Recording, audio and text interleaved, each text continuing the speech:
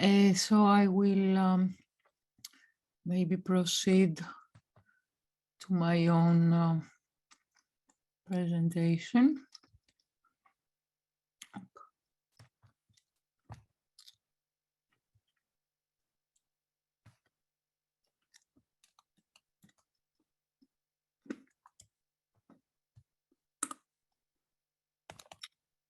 Sorry, something is happening.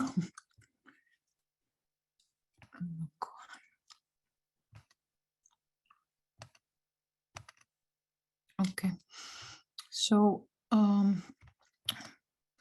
I will speak today about the Refugee Settlement Commission, the activity of the Refugee Settlement Commission in Greece during the 20s from the perspective of a global institution and via its correlation to the financial committee of the Link of Nations. So this is an example of the transnational, let's say, activity of institution and how they then generate new economic phenomena or new structures or new institutions in local level. So I already mentioned that from the archival material of the Link of Nations. We have already discussed that after the presentation of Roger, but also in correlation to Erki's paper. We can see a correlation between, from the archival material, a correlation between the Great Depression and the functioning of the gold exchange standard,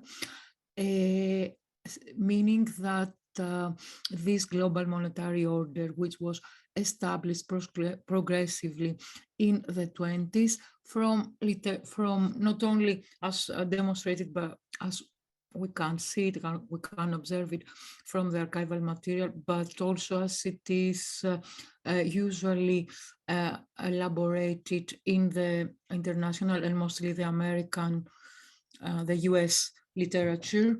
The functioning of the gold exchange standard was, from one perspective, in the base of the Great Depression, of the 30s Great Depression. So I think that, as I already insinuate that during the discussion, the monetary policies of the period of the interwar period on international or global level reflect an asymmetry or an asymmetric development among the participating countries in those monetary institutions. This asymmetric economic development between different countries, from one perspective, from one point of view, caused the crisis mechanism, but it was also deeply influenced by the depressive phenomena at the end of the 20s. So we have a reciprocal functioning, let's say. In the establishment of of a global order, international actors played, of course, an important role. And I am talking about the specialized committees formed by the International Monetary Conferences of the 20s and the deriving institutionalized organs like the Financial Committee of the Link of Nations. So during the interwar, we have already discussed about that. We have decision-making in global level for different national cases like Greece, Bulgaria, Hungary, and Austria. Jürgen, he has already demonstrated this case in the November conference, always in the framework of the Transmonia project. Michael is also he's working on all the working on the intervention of the link in Bulgaria, and myself. So it's a bit hard. I'm working on the same, let's say, level for the Greek case. So for those cases, the financial support of the link and the expertise provided by the same institution via its specialized committees was interconnected to population transfers and to the demographic changes provoked by the World War I. It must be said, I must say here that this element is also underlined in the official proceedings of the Financial Committee. I mean, they approve that they intervene financially in order to resolve, let's say, the problems provoked by the population transfers after the World War I. In most of the cases, like mostly Greece, Bulgaria, etc.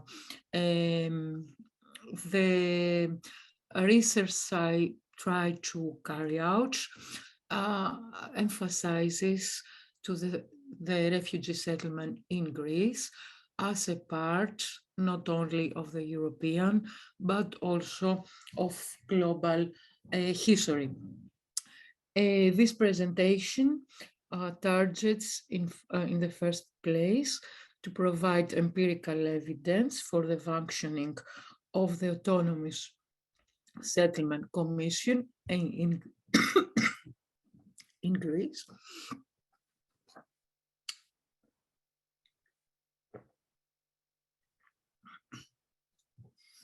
And in the second place, to focus on precisely on the agency of international institutions in local level.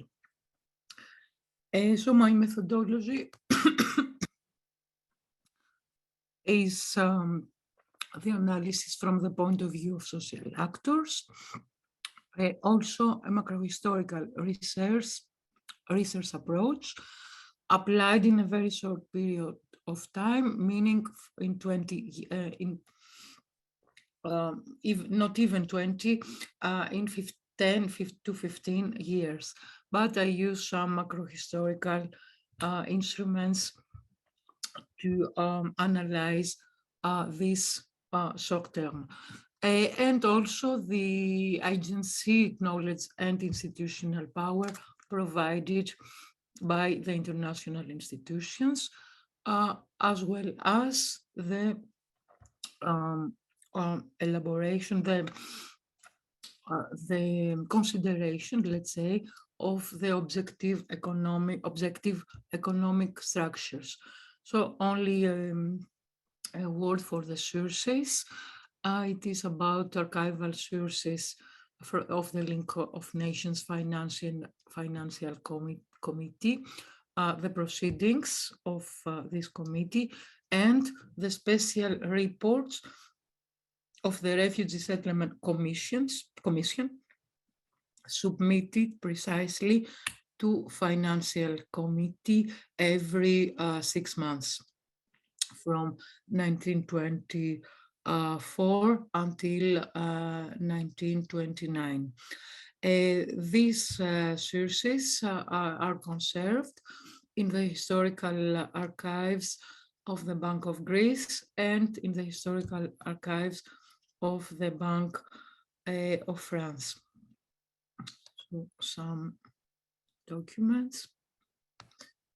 Okay, I will only speak only for a minute about the administrative structure of the specialized committees of the League of Nations. Roger has already presented the part of the sections, which is the employees, the administrative structure of the link, if I'm not wrong. So the committees are advisory bodies set up mostly by the council or by the council of the link or by the assembly of the link itself, and they are specialized on political questions, like the mandate commission, which is the most important, I think, created just after the end of the World War I. Also, the Commission for the European Union. It's important to see how this procedure of the European unification began in the framework of the League of Nations, precisely during the interwar period. Those are the specialized committees advising the Council and the Assembly on economic, financial, fiscal, or demographic questions. In correlation to my subject, I only want to add here that the Financial Committee was created in 1920, so early.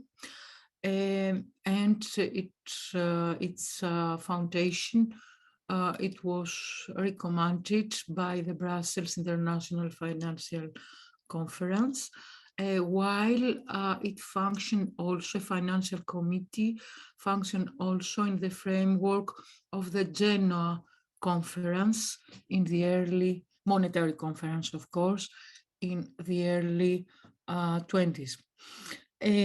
So this also, we have also, with Roger, we have already discussed that there is an interrelation between Financial Committee and the Committee of Statistical Experts, as a lot of the members of the Financial Committee are also members of the Committee of Statistical Experts.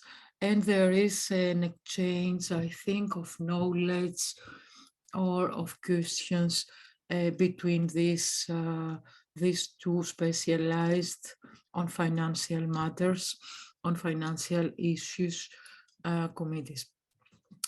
So we can observe here that there are some organs set up by the Council, especially for the loan, so as to, in connection, let's say, with the loans issued under the auspice of the League of Nations.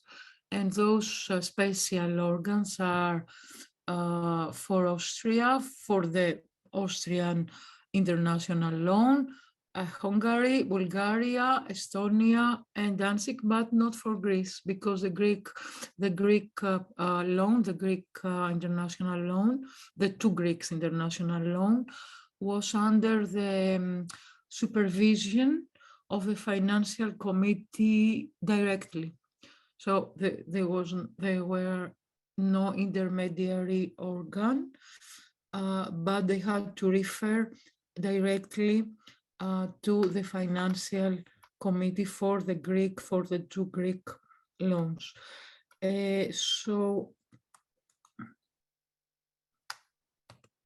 to conclude with the structure, administrative structure of the League of Nations, we observe also the formulation of special committees on narcotics, the foundation of the Health Organization in the 20s, in the late 20s, and also the functioning of special committees on social questions. I have to say here, I have studied that for the Greek case, but I presume that is the same thing for all peripheral countries. That the Greek jurisprudence, the Greek legislation on narcotic or in health organization, it comes just after the foundation of centralized policies in the framework of the links, meaning that the national legislation incorporates the decision making in international institutions. So this is only a remark in correlation to the expertising, let's say, to the not expertising, the decision making in the Link of Nations in the framework of the Link of Nations. We have, as I said, two, in fact, interventions, if we can say that, interventions of the Link of Nations in Greece. The one in 1924, have the first international loan in order to settle the refugee population that came in Greece after the Lausanne Act, the Lausanne Treaty. This population, it was about 1.5 million refugees, including the people that they left Ottoman Empire or Bulgaria before the Lausanne Act. So it's all the population transfer in Greece after the World War I. This was the first, the contraction of the first loan in 1924 targeted to settle this refugee population. The second international loan in 1928 targeted to accomplish the settlement of the refugees, but also to develop the protective structures of the country. It was a plan to ask a third international loan in 1931 in order to safeguard the monetary stability of drachma, and in order to keep, let's say, the financial domain rationalized. But this negotiation failed. As I said before, I found a resolution of the committee of 1930 that they had already decided that no other international loan is going to be contracted under the auspice of the Link of Nations. So it was fatal that no new loan could be accorded to Greece in the early 30s. As a result of this policy, the currency was destabilized in 1932, and the Greek state declared bankruptcy in May 1932. So here there are some elements about the net income and the nominal value of these two loans, the one of 1924 and the other of 1927. Yes, it's not 1928, it's 1927, the second loan. The second loan, it's rather important as with this funding, it made possible to create a central bank, the Bank of Greece, which was in fact a precondition in order to for the Greek state in order to contract this international loan. A precondition, of course, set up by the link. And you can see here, and we can see here how, in fact, this is a evidence of the gold standards working, because with these assets, the assets meaning the funding of this international loan, Greece was drachma was pegged to sterling to the British sterling, and then participated, of course, to the gold exchange standard.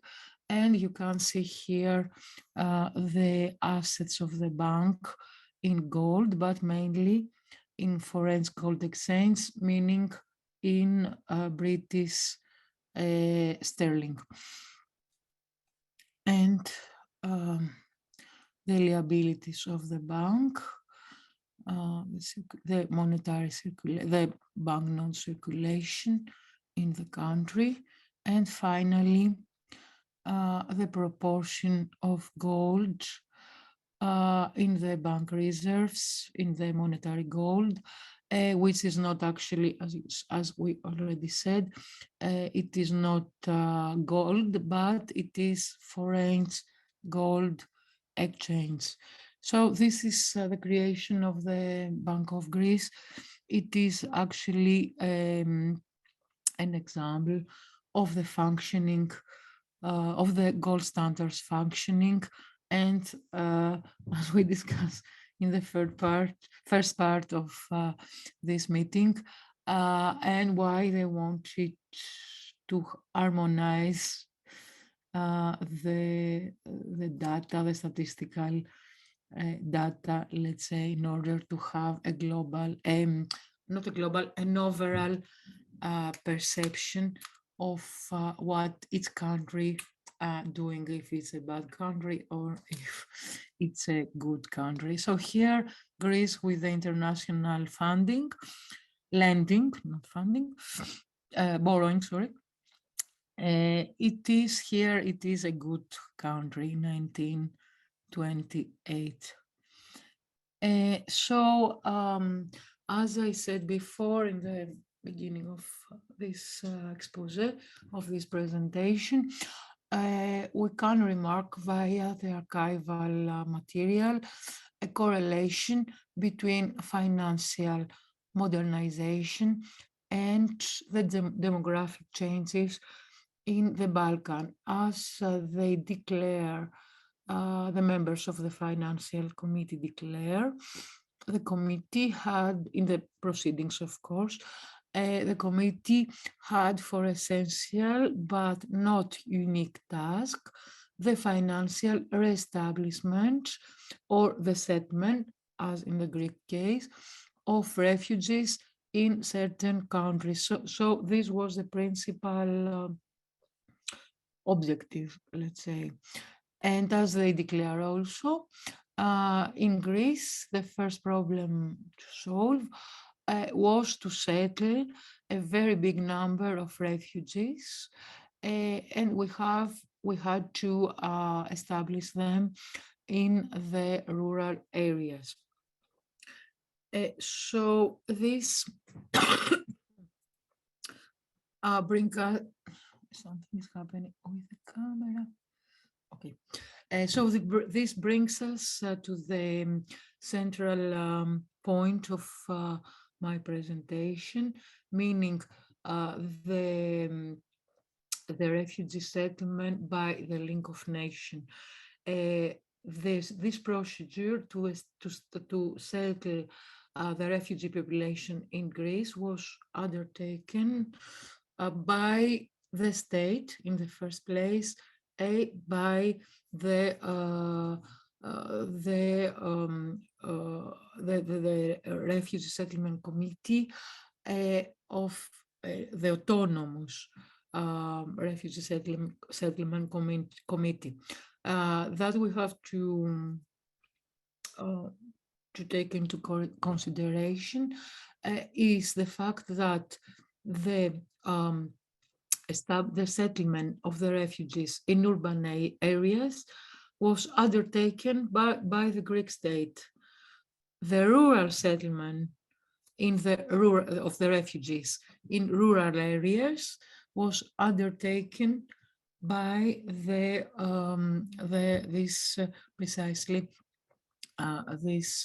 Refugee Settlement Commission, where, of course, this was an international committee, but a representative, and after a while, two representatives of the Greek government participated. So here you have some data on the global, on the overall funding of the refugee settlement, meaning the funding by the state's budget and the funding by the international loan of 1924. So these are estimations of Emmanuel Tsuderos. His estimation is about 27, more than 27 million sterling, which is a rather important sum. And you can see here that the expenditure of the state it is rather it's not so important as the international capitals, and of course the land the land that the Ottoman refugees that they went to Turkey left. So we have there is a lot of sources for funding this huge let's say operation of the refugee settlement in the 20s. And a paradigm concerning the rural settlement of the population. Those are expenses for the refugees precisely settled in rural areas. You can see that we have different categories of expenditure.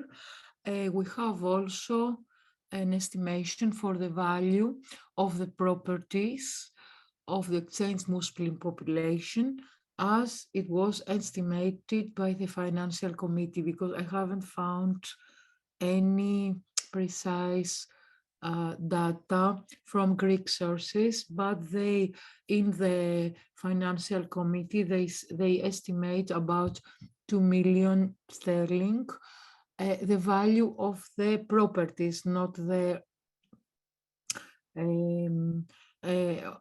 of the Muslim properties, of course. So the total of the total number of the refugee families established in the rural areas, it's about 150 million families, not people, families.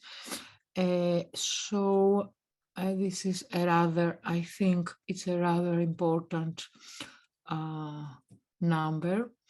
And here you have more precise, detailed data provided by the financial committee via the Refugee Settlement Commission. What the latest provides, what precisely the Commission provide to the settled families. It's not only houses, but also animals, also tools, and even seeds for the culture of the land. As you can see, the land is not calculated in those data. Why? Because it's the, as I said before, it's the exchanged lands, the lands of the exchanged Ottoman population in the first place. In the second place, this is another aspect how these procedures generate, let's say, innovation. As I said, we have the procedure of the refugee settlement. In the same time, we have in Greece the accomplishment of the agrarian reform. And why is that? Because already from the 1917, we have a legislation in order to expropriate big rural estates in favor of the landless peasants. But this was not applied until the arrival of the refugees. So on the occasion of the refugee arrival in Greece, the Greek state make how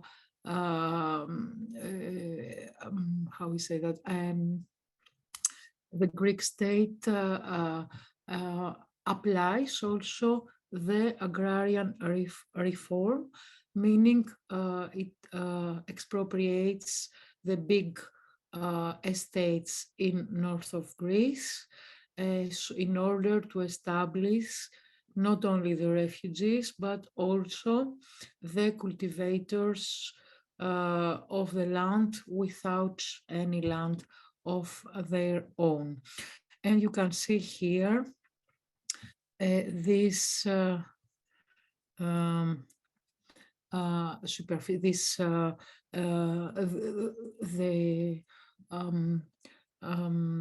how this expropriation of estates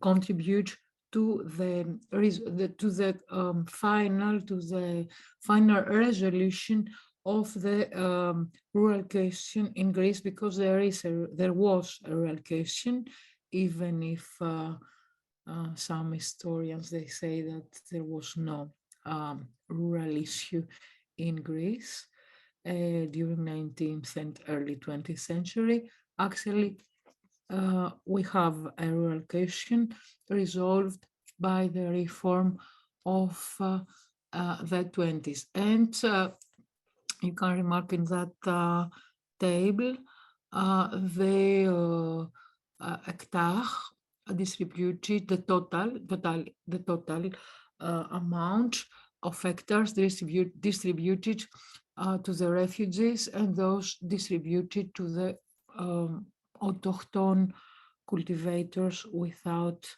land. So, and here we have also not only the superficie, but also the number of families established in rural areas, meaning the settlement of the refugees incorporated, as I said, 150,000 families. In the same time, the agrarian reform incorporated more than 100 families. It must be said that both procedures, meaning the rural settlement of the refugee rural settlement and the agrarian reform, both of them were implemented by the Refugee Settlement Committee. So because meaning that the Greek state authorized the office, the Autonomous Settlement Committee, to execute, to implement also the agrarian reform. Of course, the employees in Greece of the committee were employees of the Greek state. So there is a, how we can say that, there is a interrelation between the global institution and the local and the national, what happens in the national, let's say, sphere. So from this procedure, agrarian reform and settlement of refugees, we can briefly, I can briefly focus on some some aspects concerning the rural development in Greece. After the settlement of refugees, we have an alteration of culture in the areas where the refugee settlement took place, and of course the settlement of the cultivators, the former landless cultivators. We have also creation of local institutions like the refugee cooperatives, or in general, the rural credit cooperatives. And we have the implementation of intermediary refugee networks, intermediating between the settlement committee, the state, and the refugee population.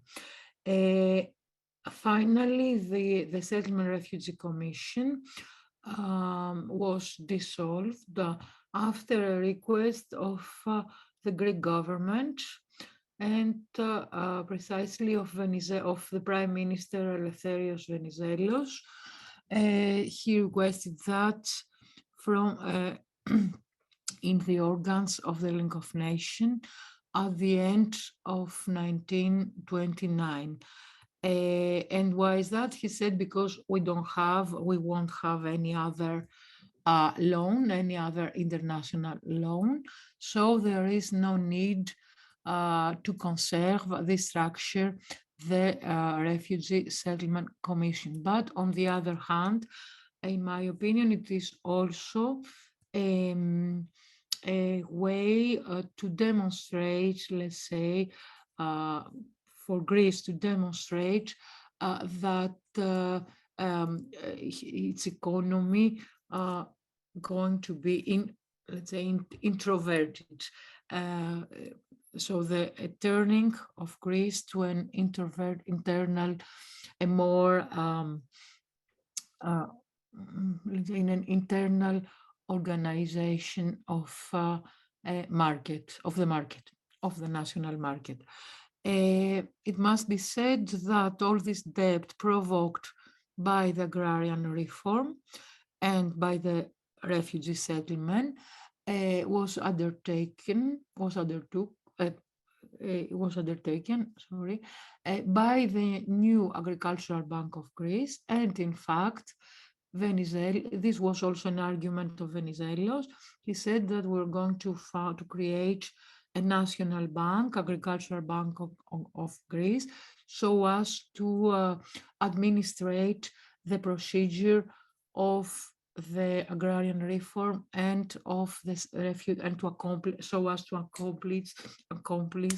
the refugee settlement in rural areas. So he decides to turn from an international organ to a local or national, a national institution like the Agricultural Bank of Greece. So this bank undertook all the debt provoked, or better, created by the agrarian reform. And maybe it is not irrelevant to add that in the 30s,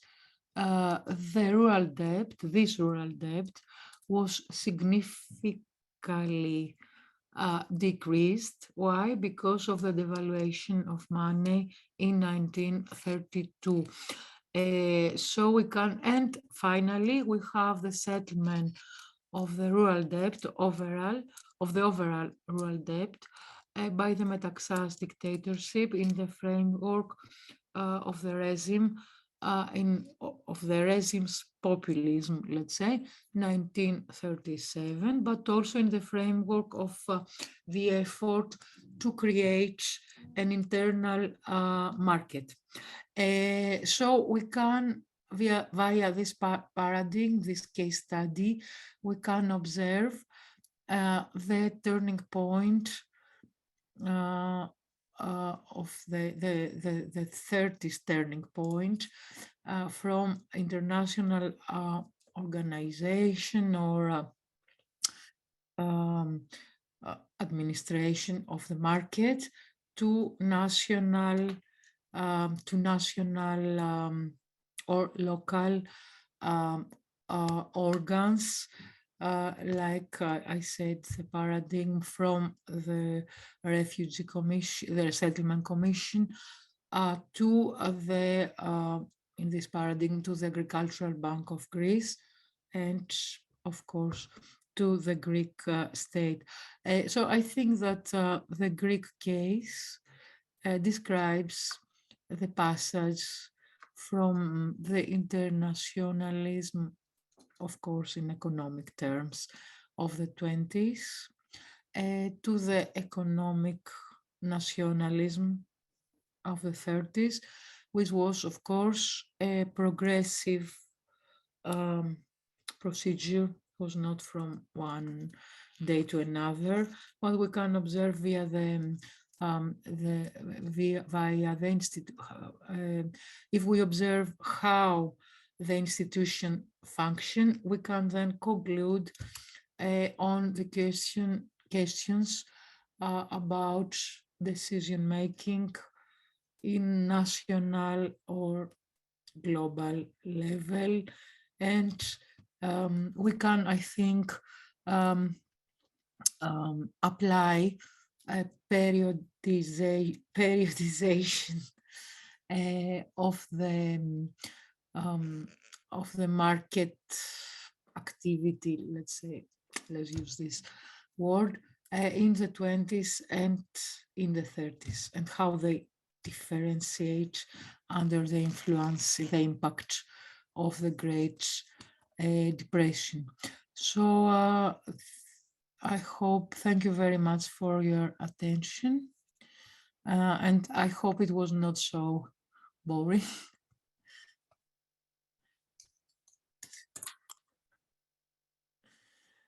So I don't know. I don't know if we have any, you have any comments on this.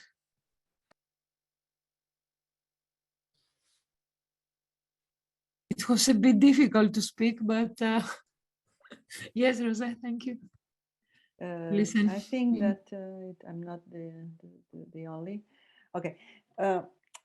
Thank you very much for the presentation. I was wondering, this. I mean, I know I discovered somehow that the Central Bank of Greece was created with the yeah, of course. This is really important to my point, to your point, of course, but to my point as well, because it means that this meeting, for instance, with banks, many of them maybe were created all around this action of the League. Yeah, maybe but there are other cases, of course. I can, of course, I can speak about the Bank of Greece, as I did. You know, the presentation in Paris in October Still working on the paper, but okay, I haven't finished, I hope. So, but I can send, I will send you okay. some publication in English or Yeah. French. I have already everything. Okay, we will see. But it is important to see, Very important. It it is changes my important because, interpretation. Yeah. yeah, because I mean, in order to give the money, to give the second loan, Yes, yes. they said you have to stabilize your money, and you have in that order to create a central bank, because before the creation of the Bank of Greece, the issuing privilege was the privilege of the National Bank of Greece. For this, you have seen in your, I observed that in your participants, in the, it was not yet the Bank of Greece, but the National Bank of Greece, Oh, which was multi um, multi-character bank, meaning multifunction. Yeah. multifunctional, yes, sorry, meaning commercial and issuing bank. So they link, they said, in order to have the money, you have to create a central bank. And all these reserves, reserves I demonstrate to you before. I have to say that the data entry was by Adonis Adoniou and other colleague from the project. So for this, he's economist, for this are eloquent, I hope. So all these reserves are funding from the loan of the link. So they, and according to the statutes of the bank, all the banks and the government had to the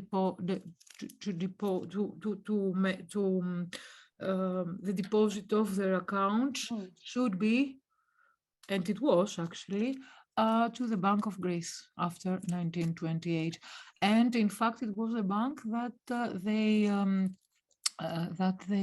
administrate the allocation of that or this or that amount to the commission, to the settlement commission. This is important. I mean, it was not only an intermediary organism, but it was an organism very centralized. And it's very important that they meet to harmonize the way they were going to. Yeah. Of course. Of course, the Bank of France or the Bank of England had their. No, but the Bank of France in that period, I think it is it's not, because as you see, Bank of Greece, it's not national, it's private. It's an autonomous bank. It's not a national bank. Yes. For this, he created, Venizelos created the agricultural bank, which was a national bank for the rural establishment. It's rather complicated. But I think in France, at the same time, it was a states bank. I'm not sure. I think the 30s. Because if it's a bank of issue, I think they were. No, I have to check that. It's very interesting. I believe Banque de France. It was a states bank until the harmonization of the European Union. Okay. Another second thing that I wanted to say, a short question, is it you say that committees were set up by the council, but this is in general in the legal. In general, this is formal. Actually, the list of the members of the committees are these lists are were often made up by the secretariat. By the secretariat, yes, of course, the member, but I think that the formulation, I mean the yes, it's a from the formal council, thing. The formal thing, yeah. We can observe that, and that I've noticed in the proceedings is that precisely the persons from the economic section, meaning the employees, they are keeping the proceedings of the financial committee, so they have also a role there, an administrative role, but they have a role. They have the role of the agenda. Yeah. Often they produce yeah. the recommendations. Yes, Of yes. course, they ask the council and so on, of course, but they prepare things. So they are important, important actors. And okay, very okay. Oh, thank you. Thank you. Well, I don't know, any other question on that or comment? Not only question. Michalis? Comment, not a question. A very good presentation, and it is very important to underline that this perspective from the global to local is not well known to Greek historiography and Greek literature about the refugee rehabilitation and the agrarian issue and so on. That's my comment. I don't know, maybe you're right, but okay, this, I mean, maybe this is an innovation, as we said in the introduction, but as I said also, but from that I read these last years about the refugee settlement, and it is not approved, or I don't know how to say that, or studied, or I don't know what, the correlation of the office, of the settlement office, with the link of nation, and the fact that the rural establishment was in fact applied by the link of nations and not by the Greek state. And I don't know why it's strange. So I think it's more the state of arts. For the Greek case, we have more studies for the urban settlement in specific areas. This is another perspective. But for me, it's important to incorporate the literature of the interwar period, because as they were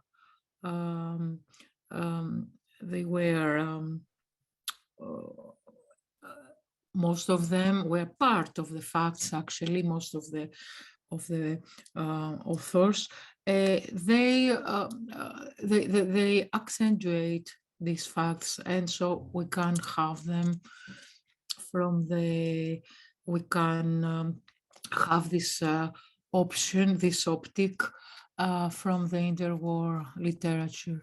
But it's very important, very, very, very important, the correlation between loans, international loans, 24, 28, monetary stabilization, refugee settlement, agrarian reform, then creation of local institutions like cooperatives and all this stuff. So this is for me. It's the overall segment. We cannot see the one without the other, I believe. I think it's the same thing. For instance, if we say today I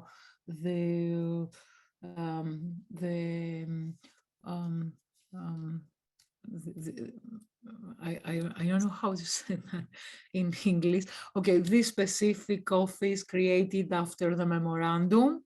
If we say after some years, the government of Samaras or of Venizelos created this institution. It is not that, it is the European Commission and the IMF that they ordered or created these specific institutions, and the Greek government had to apply these specific orders so as to have access to international market. It's the same thing in the 20s. For this reason, I said that in the 30s, Venizelos said, okay, we don't need anymore the commission, and we are going to administrate the refugee settlement and the debt provoked by the refugee settlement ourselves. So this is important. Demonstrates the passage to protectionism, actually, to the economic, and after that to economic nationalism. It's the first evidence of that change, alteration.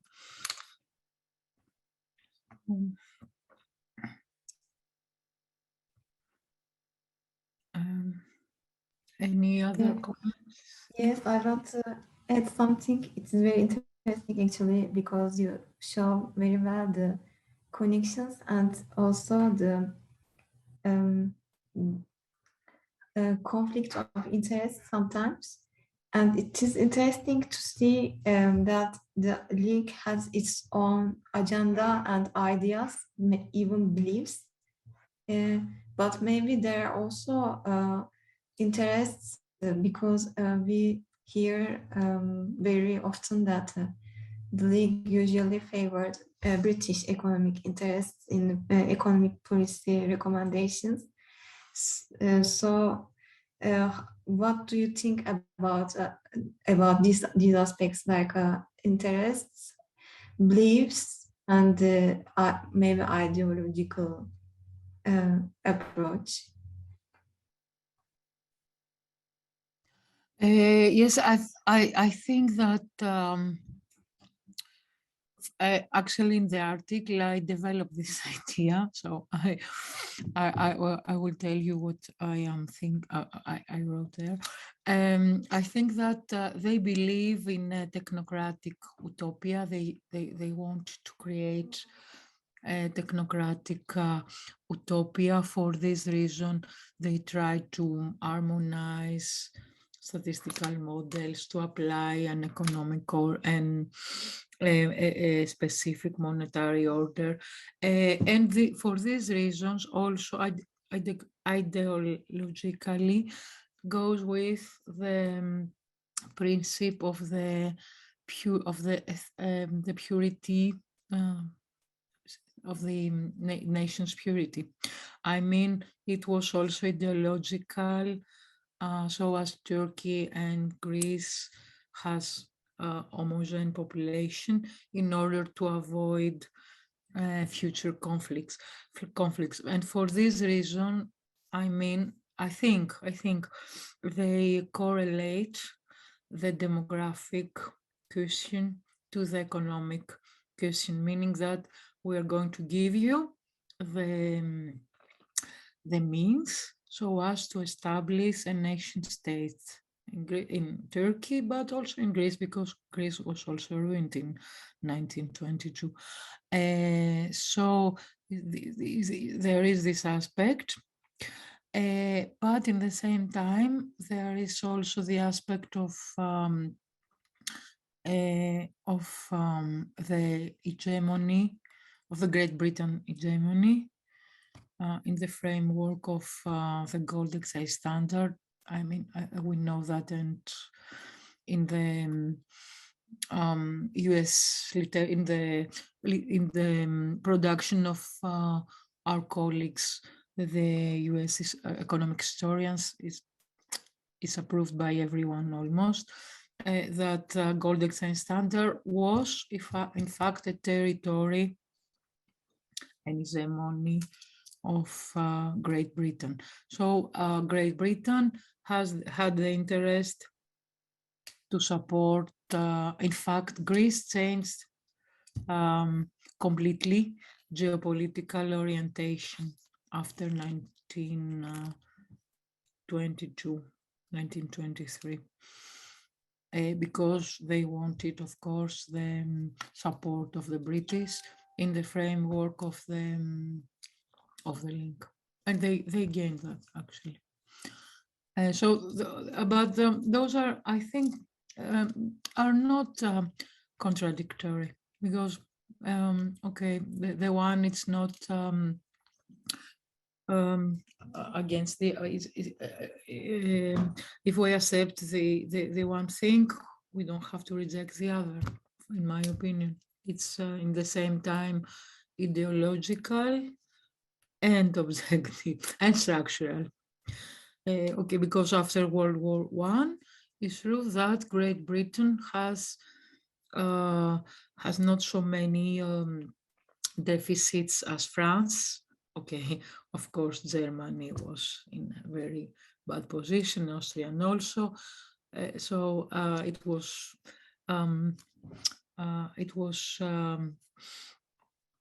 obvious that Great Britain would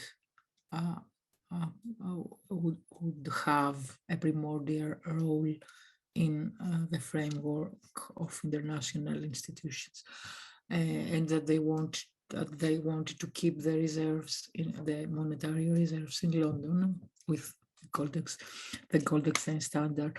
But in the same time, I think that they believed that peace in the world would be preserved via this technocratic organization of the market and by the implementation of the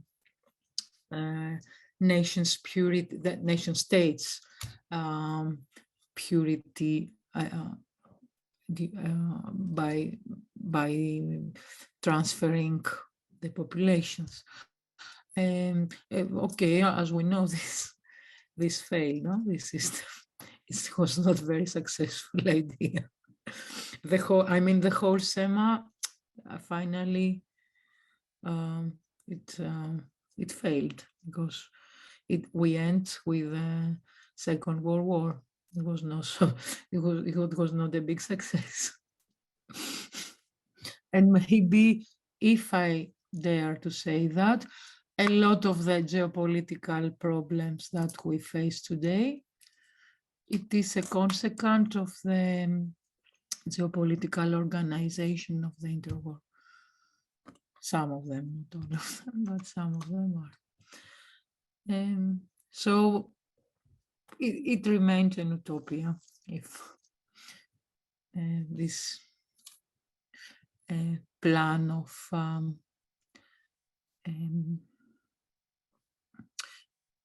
it was not only monetary cooperation, but also economic cooperation, intellectual cooperation, as we have seen from the sort of the committees.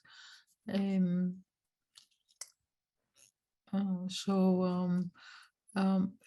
I believe that this case also demonstrates how economic and ideological factors, simply how economy and ideology in fact are interconnected, and we cannot see the one without the other. And in fact also we cannot see social conditions. I think that for the Turkish case is also very, you demonstrate that very well. We cannot see social conditions without examining the economic structure. It's impossible. I mean, in my opinion, it's not very in fashion, this opinion, but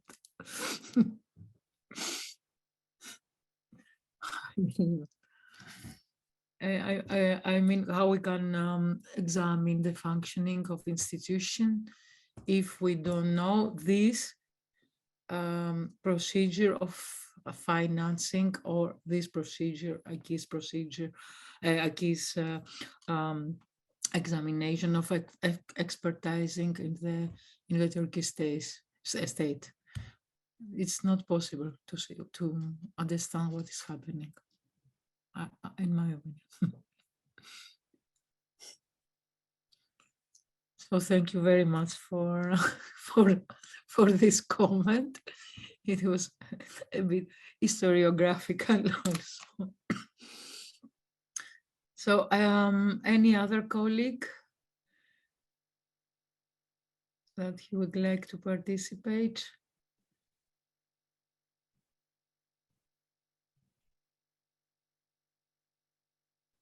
No other comments?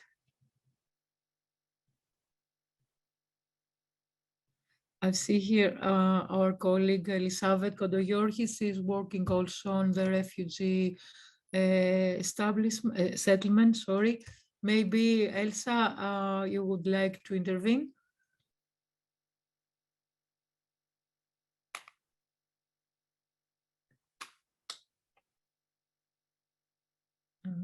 No response. Regarding the refugee, I want to ask another question.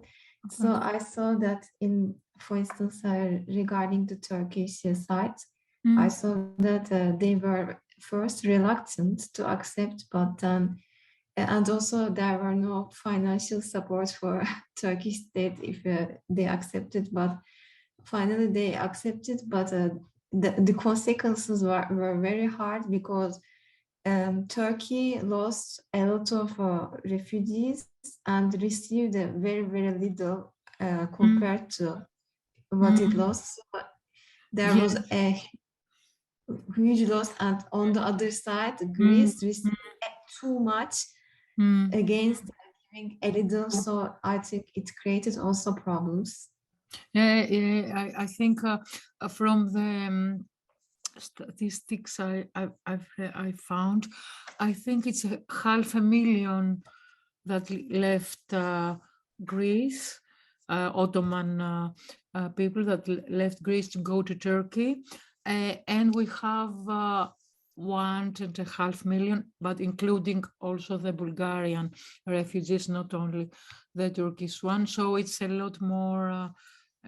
There is a difference, of course, but for this reason, the Ottoman properties was not enough so as to settle the refugees that they came in Greece from the Asia Minor, because it was more than the people that they left, so they had to expropriate also domains, big estates, in order to settle the refugees, and also they had to settle them, of course, in urban areas. The Ottoman properties were not at all enough. I don't, but I would like to ask you something we have already discussed, I think, but I would like some more information. We don't know if, I mean, I don't know if Turkey has received any international funding from international market in order to settle this population. No, no. But it's also the question that the properties of the Greek refugees in the Turkish territory was more than the people that they arrived, so they had at least somewhere to settle them, which was not the case. Actually, the problem for Turkey's case was not to settle the incoming refugees, but because already the population density was very, very low, and because of wars, there were a lot of deaths, like 2 million Muslim people is estimated to be dead during the wars. So it was a problem to find population to to fill the gap which was left by the living refugees. By the refugees. Yes. This is very interesting.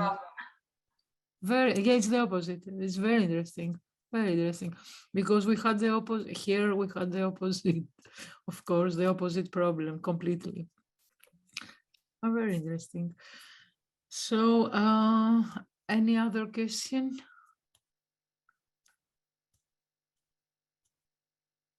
maybe just a comment on your Oh, on your question, your discussion with on nation states. What I see in the minority section, which is related to that, is a little bit different. But this is something that we could, or we will be able to offer. We have the occasion to discuss, because in future, yeah. it's a different way to see the new order.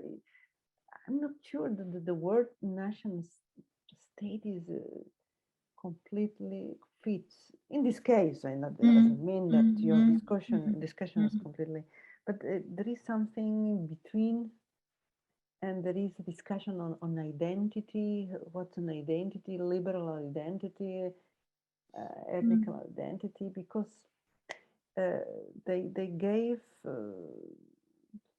hundreds of thousands of nationalities to people who were not ethnically the people of the country, in Austria or in Hungary, Yes, or wherever, true. or in Poland. German became Poles. True. So there is something which is it's complex in this thing, but it's a big deal to raise this question. Is a very big deal. Yeah, and I don't know. We on identity question. Let's say No, but it's the point. we have a number of studies, I think, from this perspective of the memory studies or identity. But for me, it's important to combine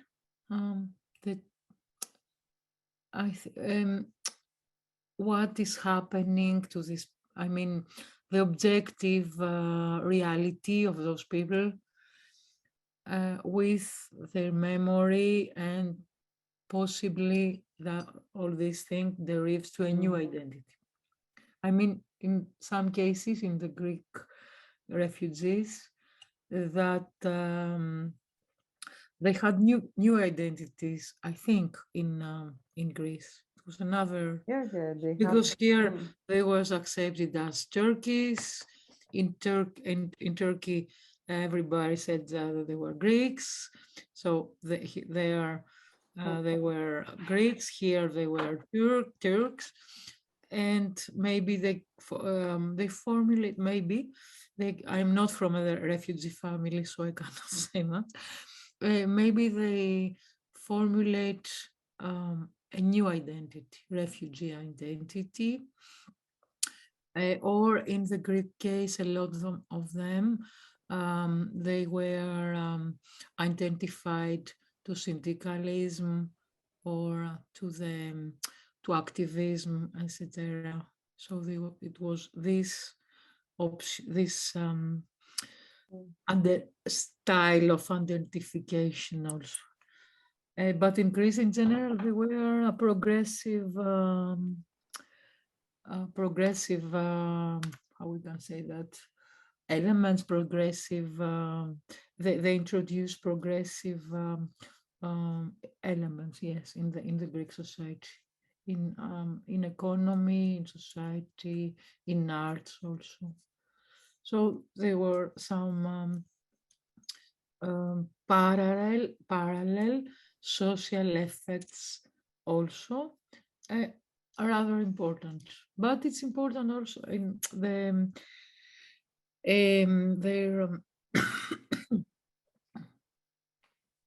let's say contribution of the refugees to state building in Greece.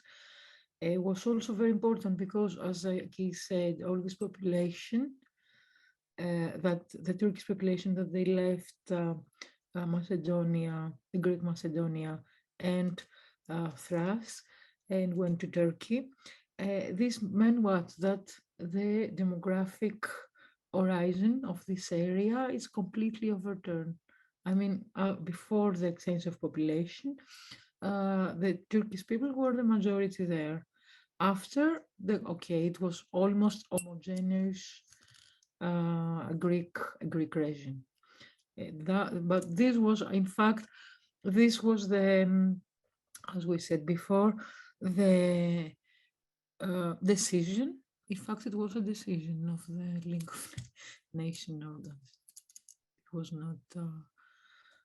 It was not a voluntary evolution. It was high level. So those are very, nevertheless, those are, I think, very complicated matters. And in my opinion, maybe the economic perspective can give us some instruments so as to understand what is happening, I think. But thank you for your comment. I mean, thanks everybody to its comments. It was really interesting. For this, I can't speak because otherwise my voice, it is completely. So any other comment, question? Time to wrap up. Time to, yeah. Oh, we are, yeah, 7:30. It was the. Okay, thank you very much for your participation, and I hope to have again the opportunity to exchange our views. Thanks everybody for the participation in today's seminar. I admit that it was a bit, all the subjects are a bit heavy. No, are a bit. So thank you very much for being here with us today. And I hope to see you again in the future seminars of the project. So bye-bye. Thank you. Thank you. Bye. Thank you. Bye. Bye-bye. Have a nice evening.